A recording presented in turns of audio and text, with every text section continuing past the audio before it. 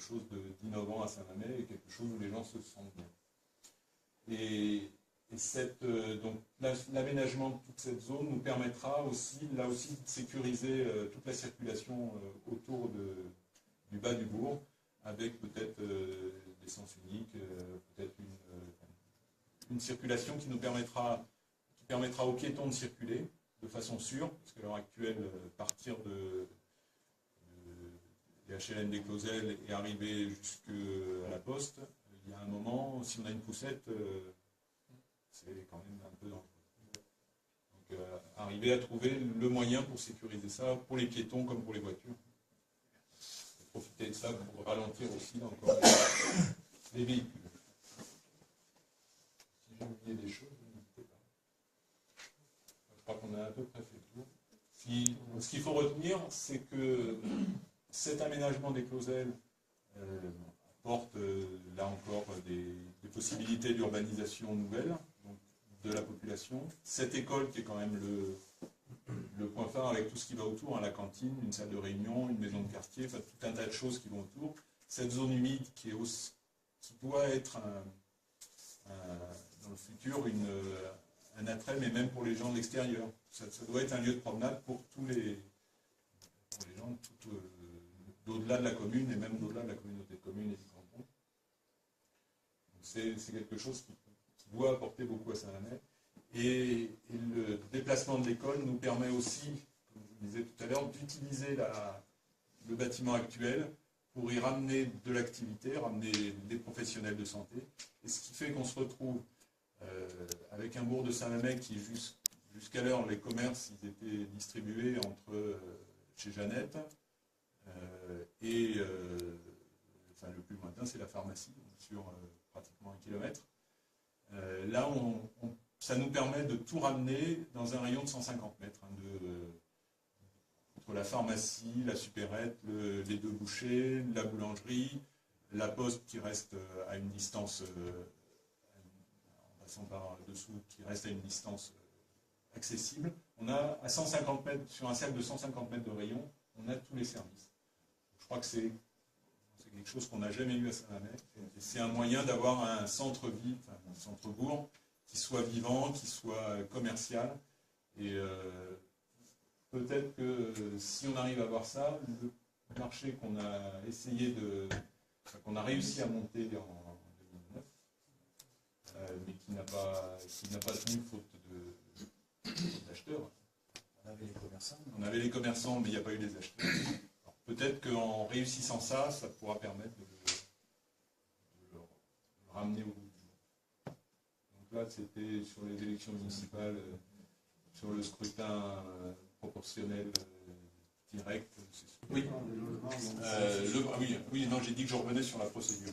C'est important. Donc le projet est l'école et un certain nombre de logements, parce que le projet a été étudié avec le CIE, le centre... c'est pour l'urbanisation et l'environnement, c'est un organisme, on va dire, parapublic. Et Logisens, c'est l'office HLM, qui nous ont aidés, et l'idée c'est de leur proposer qu'ils puissent bâtir eux, là c'est pas la commune qui construit, eux construiraient un certain nombre de logements en accession et un certain nombre de logements en location. Toujours un type écoquartier. Donc ça fera des logements, même si c'est des bailleurs sociaux, c'est pas que des logements sociaux. Et de toute façon, il y a aussi il est prévu des logements en accession normale, quoi, qui sont là, dont les lots seront là vendus par la commune. Vous pouvez aller voir les plans. Vous pouvez aller voir les plans ils sont à l'heure actuelle à la mairie. Les panneaux qui décrivent. Qui montre le projet. Donc allez les voir. On va peut-être les mettre à l'office du tourisme, parce que comme ça il y aura un peu plus de monde qui pourra les voir. Je crois que c'était la procédure qui a été choisie. Quand on veut faire quelque chose comme ça, soit on a déjà une idée de la façon dont ça va se bâtir, on demande à un architecte qui nous fait le plan, on travaille le plan ensemble, et après on demande aux entreprises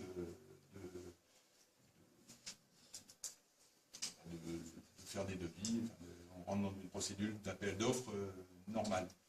Ce qu'on a choisi, quand on en a parlé avec l'Office HLM et le CAUE, qui sont quand même des urbanismes et des architectes, c'est on avait plus de 7 hectares à urbaniser. Si on se loupe sur ces 7 hectares, on a loupé tout pour des dizaines d'années. Donc l'idée, c'était de dire, nous, on n'est pas capable, ni nous, ni le CAUE, ni le licence, les HLM, de savoir qu'est-ce qui est le mieux pour cette zone. Donc la procédure qu'on a choisie, c'est un concours d'architectes, ça s'appelle pas comme ça, mais ça revient à ça. C'est-à-dire qu'en fait, on a défini le projet, on a défini ce qu'on voulait mettre dedans. Donc c'était une école de temps de place, avec, là on avait travaillé, quand on parle qu'il n'y a pas de concertation, on a travaillé depuis le mois de juillet 2012. Chaque réunion où il y a eu le CAUE et le Logicense, tous les conseillers municipaux ont été invités. Pas que les gens de la commission, tous les conseillers municipaux. Vous pouvez le faire savoir. Et ils sont tous venus?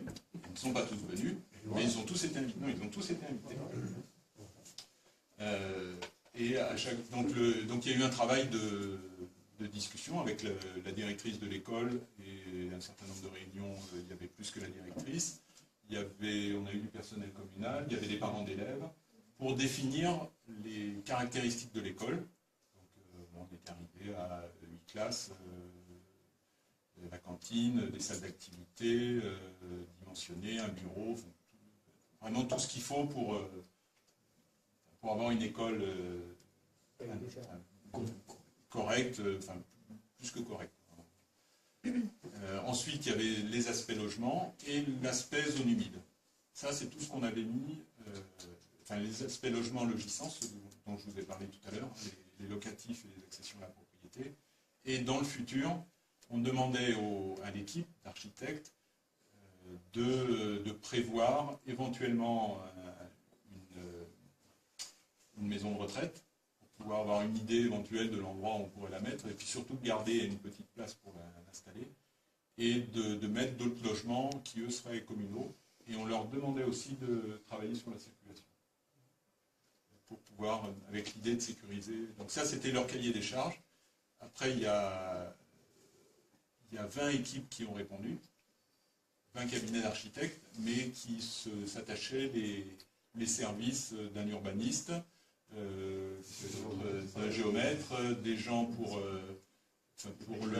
des paysagistes. Donc il y avait vraiment tout un... C'était pas juste un architecte, à chaque fois c'était tout un groupe.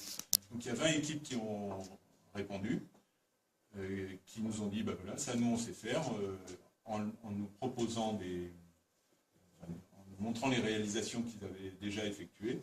Donc c'est venu de toute la France, surtout les départements limitrophes, mais on en avait de Limoges, de Paris, aussi. Enfin, vraiment, c'était un truc important. Et là-dessus, il y a un jury qui avait été choisi. Alors la procédure a été validée par le conseil municipal au mois de... Je ne sais plus si c'est le mois d'octobre. Enfin, elle a été validée par une voix pour, une abstention, 4 abstentions, 11 voix pour et 4 abstentions. Donc la procédure elle est expliquée comme ça, c'est-à-dire qu'on propose un cahier des charges, on réunit un jury, ce jury, plus il y a de personnes de la commune, plus il faut qu'il y ait d'architectes. Il faut qu'il y ait la parité entre le nombre d'élus et de personnes nommées par la commune et le nombre d'architectes. C'est-à-dire que ce n'est pas que la commune, que les élus qui choisissent le projet. C'est un projet qui est choisi de façon technique et de façon urbanistique, enfin, architecturale, etc. Donc dans cette commission, nous étions 4 représentants de la commune, la directrice de l'école, puisqu'on voulait qu'elle y soit. Donc de fait, il y avait 5 architectes, plus des gens des personnalités extérieures. Il y avait Roger Boudias qui devait y être, je ne sais plus si c'est pour l'UDAF. Donc l'UDAF était là aussi. Donc, il y avait le CAUE, mais pas la personne qui avait suivi le dossier. C'est-à-dire que le premier projet qui avait été établi par le CAUE, celui-là, on ne l'a pas donné aux architectes. Les architectes, ils sont partis avec une feuille blanche. Juste ce que nous, on voulait, les bâtiments qu'on voulait, mais pas les endroits où on voulait les mettre, pas les circulations. Là, c'était vraiment à eux de travailler. Et l'idée, c'était d'en retenir 3.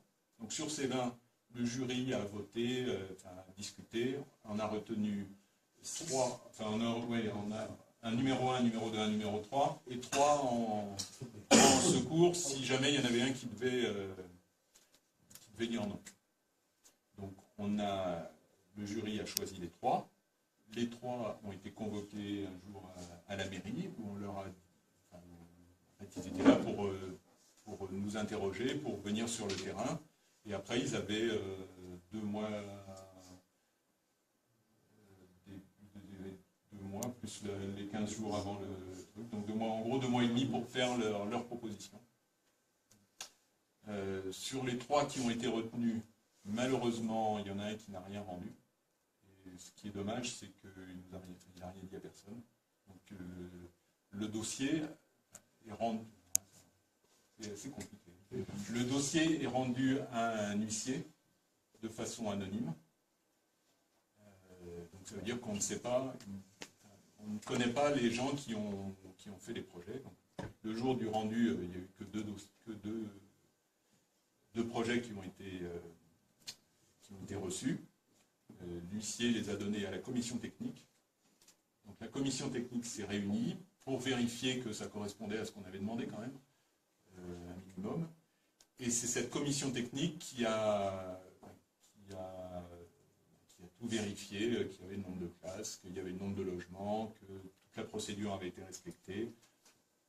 Et donc, puisqu'il n'y avait que 2 projets, les 2 projets ont été présentés ensuite au jury, le même que la fois d'avant. C'est ce jury, composé d'élus de la commune et de personnalités extérieures, qui a choisi quel était le projet retenu. Donc c'est effectivement pas les élus municipaux seuls qui ont choisi le projet. Mais la procédure, elle a été validée comme ça, elle s'est montée comme ça, les concours d'archi. Enfin, que ce soit pour n'importe quel bâtiment d'importance, pour n'importe quel projet d'importance, c'est comme ça que ça se passe. C'est un jury qui est choisi, et les élus, ils ont donné leur pouvoir de décision au jury. Donc quand on dit après, oui, mais on nous demande de choisir alors qu'on n'a pas les éléments, effectivement, les éléments, on les a, nous, membres du jury, les éléments, on les a eus quand on est rentré dans la salle. On a vu ce qui nous était présenté, on avait les papiers, et là, on a choisi, on a discuté.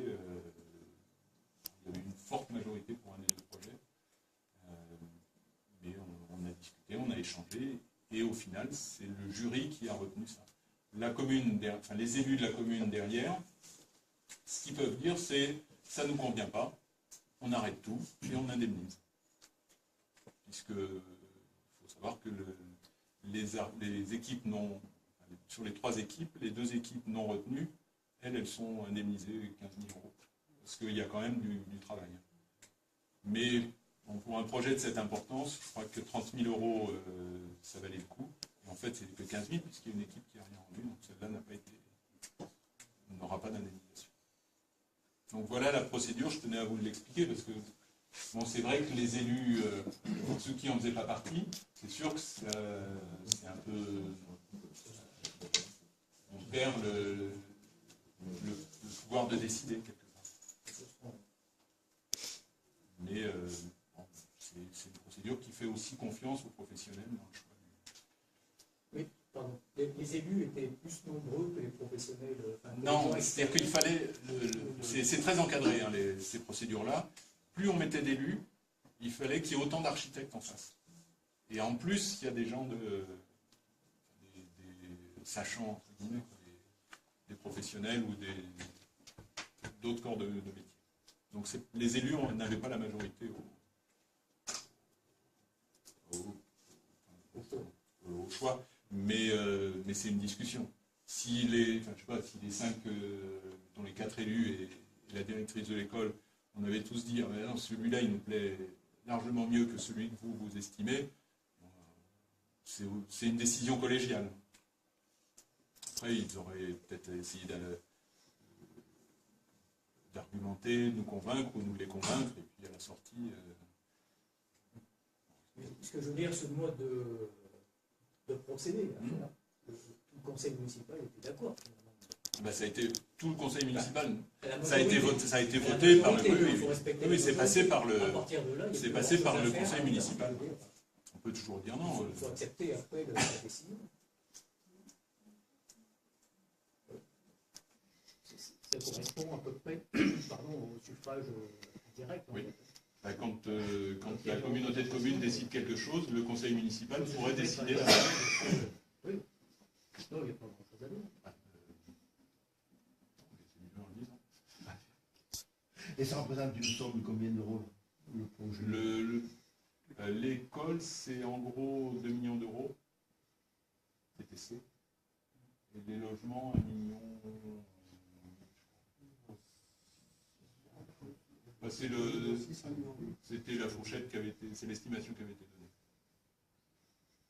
Moi, au début, on avait regardé, pour savoir un peu ce que ça pouvait coûter une école, c'était 150 000 euros par classe. Donc, une fois 150 000, on est à 1,2 million, on rajoute la cantine, les aménagements autour. On y est sans... Ça, c'est le coût total. Après, il faut aller à la pêche Avec le projet du gaz,